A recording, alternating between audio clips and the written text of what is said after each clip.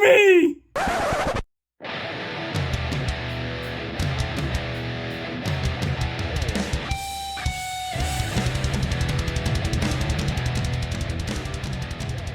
I thought long and hard about doing that intro. I think I just gave somebody a stroke outside my front window. Anyway, there's a point to all this. So, you're a new soap maker. You've been piddling around for a little while, doing some research, making a few test batches, and things just aren't quite gelling for you. No pun intended. And then you go online. You go online to do a little more research, maybe join a Facebook group or, get on a blog, forum, something like that, and try to get with other like-minded people, soap makers or people that do anything handcrafted. You want to get advice from those people who came before you, the people who have made mistakes and who know better. They know the processes and they've had more practice. Only to find out that some people are real assholes. Alright, so not all of them are that way. But it does seem like a pretty big portion of that crowd, and it's growing daily, are becoming mean-spirited, toxic snobs in whatever their craft happens to be. At the very least, these seem to be the people that post to your question first, the loudest, and are the most likely to just not let go of an argument, even if they're wrong and they started it. I saw a lady jump online the other day on Facebook. Of course, the source of all the world's problems. I gotta hear him, man! She asked about putting organic material into her cold processed soaps. Things like pureed strawberries, watermelon, things like that. Now, while some of these things could potentially work, there are some things that just should never go into soap. It doesn't matter if it's cold process, hot process, melt and pour soap. I don't care what it is. And that's not the point of this video, but bear with me. She asked about it. She's relatively new, but she has never done those types of things, and she's seen other people on YouTube doing them. Now, do people do that? Yes. Is it smart? No. But the lady who responded jumped down her throat so hard that I'd be shocked if this woman didn't give up soaping that same day. Settle down, Susan. There's enough crazy in the world already. We don't need your help.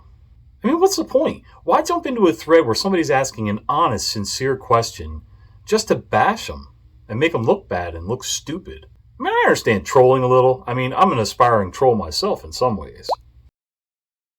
But to do that just to be mean-spirited and nasty and demeaning, just for the sake of putting others down and making yourself look important and, almighty and educated and whatever, it's just sad.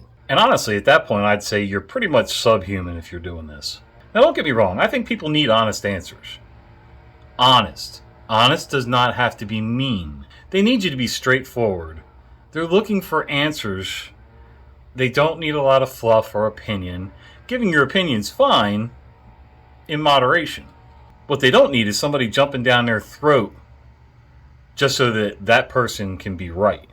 There's too many people in this world who just live for the challenge and the argument so that they can be shown to be right and superior. She does try, bless her. And to be honest with you, a lot of these people that, run their mouths like that are either straight up wrong or only partially right. And they're just parroting things that they've heard from other soap makers when they first started making soap.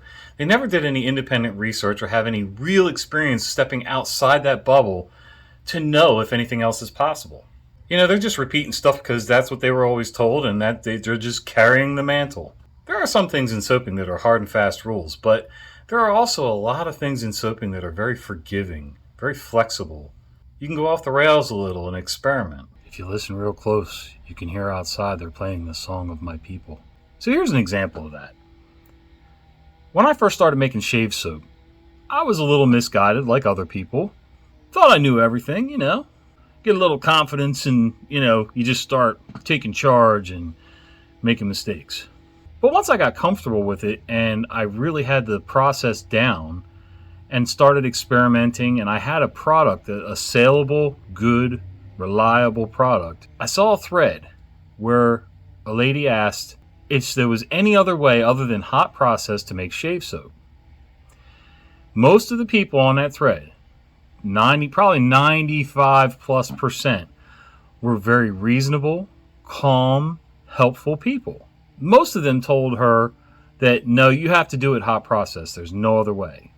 I stepped in and said, I'm going to give you another viewpoint. I think that you can do it sort of a hybrid method. You can't do totally cold process because, stearic acid has to get so hot. That's one of the components in your shave soap that you've got to get so hot to get melted. It's the hottest one. You do have to heat things to a certain point to get them liquid. But you don't have to have a sustained heat. Like, I don't need to keep cooking it in a crock pot for shave soap to work with added stearic acid. I melt my stearic acid first. Then I melt my hard oils. Then I add liquid oils and glycerin to the oils, melted oils. Then I add my stearic acid, start mixing, and yes, it will seize up. But if you can get it to a consistent seize, like it's pretty much the same all the way through the batch, and then walk away, then come back, start a little more, walk away again, or just be patient and step back away from the bowl. Don't keep fussing with it, It'll come together. It really does. It loosens back up. Sometimes it's loose enough that I can pour it, like liquid pour. Sometimes it goes sticky. It depends on the fragrance that I use too. But anyway, I gave this woman my outlook on making shave soap, and at least half of the people who had previously answered her question started to dogpile on me about, you can't make shave soap cold process or hybrid or any other way other than hot process. It'll never turn out. Wrong. So that's when I had a hold my beer moment. Decided I was going to make a video, and it's on this channel if you scan through the soap making videos. It's been a few years. I decided to make a video to show people what I do, and I'm pretty sure, maybe I picked up bits and pieces from other soap makers in their videos and sort of brought it all together in my own style. I'm pretty sure I didn't invent this method, but I call it my hybrid method because I don't remember seeing anybody doing it exactly like I do it. So anyway, I made the video. People watched it, saw me do it, and still wanted to argue because they've always been told that you can't make shave soap cold process or hybrid or any other way. So that just proves one theory, that some people just want to argue for the sake of arguing. Nobody ever runs weed whackers and leaf blowers until I'm ready to record. Anyway, so that's when I found my meh button. Anybody who's old enough to remember when emojis really first started getting popular, you know what the meh emoji is. Hell, that was a big character in the Emoji Movie. The meh button is very closely related to the I don't give an F button, but it's a little less abrasive and hopefully more helpful because basically the meh button allows me to turn off my emotional side and just say, maybe directly, maybe in a roundabout way, hey, let's just agree to disagree. It's not a real button. It's not a tactile thing that you can just reach up and press, but reach down deep inside you, metaphorically, and find that place inside yourself where you can just tell yourself, self, relax, knock it off. It's okay. It's not that serious. These people aren't running your world. They don't run your life. They don't run your business. They don't raise your kids. Their opinions only matter so much, whether they're right or wrong. That's not to discount the opinions, just you can't spend your whole life taking other people's opinions to heart to the point where your life is miserable. Now, don't get me wrong, this isn't natural for most of us, and it certainly isn't for me. But I've finally honed my ability to hit the meh button when necessary. It's self-preservation, really. Now, it's not always going to work. Sometimes people are just going to chase you down and argue and troll you and stalk you on Facebook, maybe stalk you in person. It's something you have to teach yourself over time and practice. Just like any other skill, it's a process. But when you find yourself getting too emotionally invested in whatever somebody else is telling you you should or shouldn't be doing, take a step back. Sometimes physically. Just like I should do with my dinner plate. Sometimes you got to push it away and say, enough! Take a step back, reevaluate, take a deep breath, and think, how important is this? And I'll bet most of the time you're going to find that it's not nearly important enough to keep arguing about. Unless you just like to argue. We also have to remember to not be oversensitive to criticism or suggestions and things like that. Sometimes people come across a little abrasive when they don't mean to be. It's just their personality. Doesn't mean I gotta like it, but I do have to stop being sensitive to those things. Remember, not everybody's out to get us. It may seem that way some days, but they're really not. Most people. So when you ask more experienced people for advice and suggestions, remember, don't take everything personally. Take it with a little grain of salt as well, because again, not all of them are right. Not all of them are doing it the only way that it can be done, because not every process for other people is going to fit my process necessarily.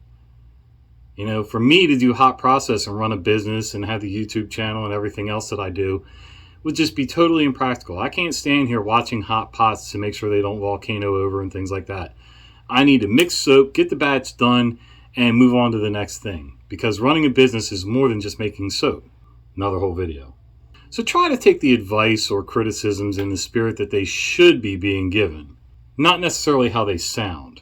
And if that other person just keeps shouting you down, how do you shout on social media? Using all caps, whatever. It's time to block them. Just ignore them. Go away. Make them go away. They don't have to be on your feed. Most groups, the rule is you don't block admin. And if it's an admin doing it, then honestly, that's not a group you want to be in anyway. Then you can just move on with your life. Try some of the suggestions that you got, some of the good suggestions or what seem like good suggestions, and see if it works for you. If it doesn't, cool. Move on. Learn. We learn from our mistakes as much as we do from our successes, maybe more. And for those of you with the superiority complex or the "my mommy said I'm special" attitude, keep that to yourself. You need to train yourself as well to learn that it's not all about you and what you think and what you were taught and your life experiences. Relax. We all started somewhere, Susan. And if your name is Susan, don't take that personally.